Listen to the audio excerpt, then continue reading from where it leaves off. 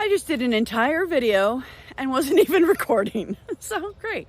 I want to talk about menopause.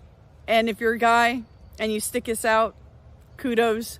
I'm proud of you for being able to stick it out and listen, because I think more guys need to hear this, but I think more women need to talk about it. I am surprised that after working in OBGYN office when I was younger, in my 20s and 30s, I don't remember hearing anything about menopause. I definitely didn't hear anything about perimenopause, because I didn't know about that until I was in my 40s, 45. And I found this book called The Wisdom of Menopause by Christine Northrup. Brilliant book. And she explained so much that was going on in my brain and going on in my body that I did not know about. I thought I was losing my fucking mind. I really did. I thought I was losing it. I thought I was, having, early onset dementia or Alzheimer's or some such shit. It was not an easy time. Now, it still hasn't gotten much easier. I still, like last night, had a shit night's sleep. I had crazy dreams, which I do anyway, but hot flashes, throwing off the blankets, throwing them back on, throwing them off, throwing them back on. Women, girls, seriously, we need to talk more about this. This is not something that we need to hide and pretend like nothing's happening. We've got some shit going on, and we don't tell each other about it. We just kind of deal with it, and it's kind of ridiculous. I think if more of us shared the things that we're going through and shared what our experiences are, the better off other women would be.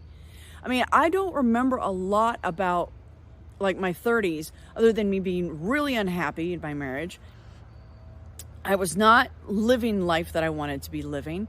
And I know that because of the way apparently your brain gets completely rewired, it's like going through adolescence, except a different way, obviously. But your brain gets completely rewired. It gets changed. Physically gets changed. You go from being more nurturing to being more, I want to do things that I want to do.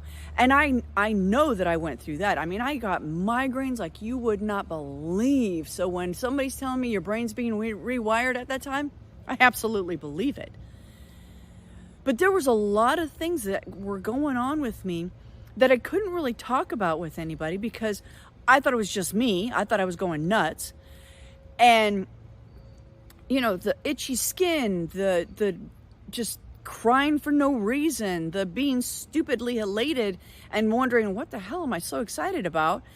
Until I started doing more inner work and looking at my life in general, what I wasn't happy with, what I was happy with, what I wanted to keep in my life, what I didn't want to keep in my life.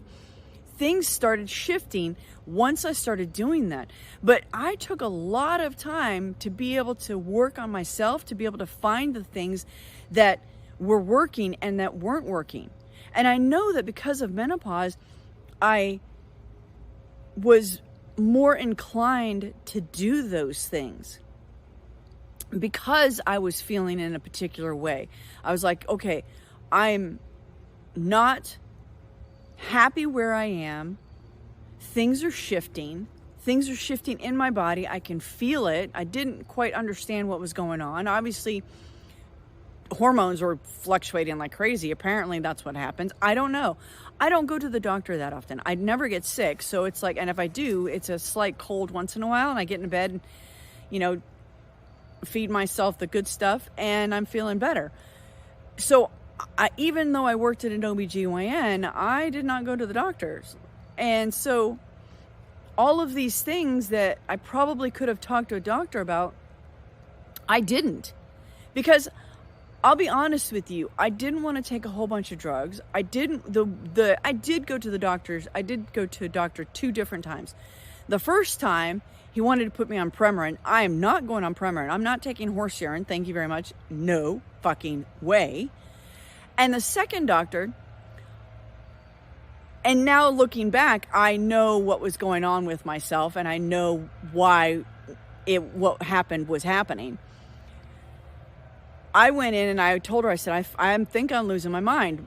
The voices and the noise that I used to have in my head, I don't anymore. You know, my head, I feel like I'm losing my mind. I'm forgetting shit.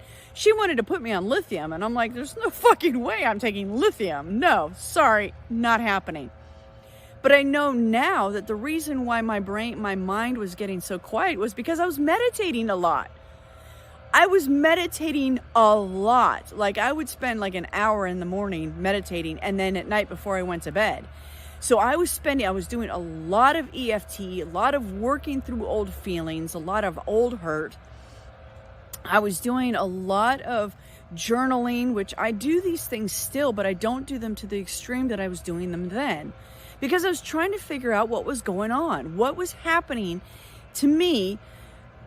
And even though I probably should have been talking to somebody else, it's not my thing. I tend to be very close-fisted when it comes to my emotions and my thoughts and my ideas.